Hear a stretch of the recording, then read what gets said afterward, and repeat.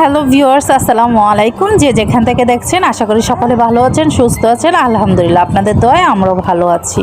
দীর্ঘ 8 মাস পর বাসায় ফিরে যাচ্ছি, নিজের বাড়িতে যাচ্ছি ভেবে বিষয়টা অনেক ভালো লাগছে, অনেক অনেক অনেক ভালো লাগছে।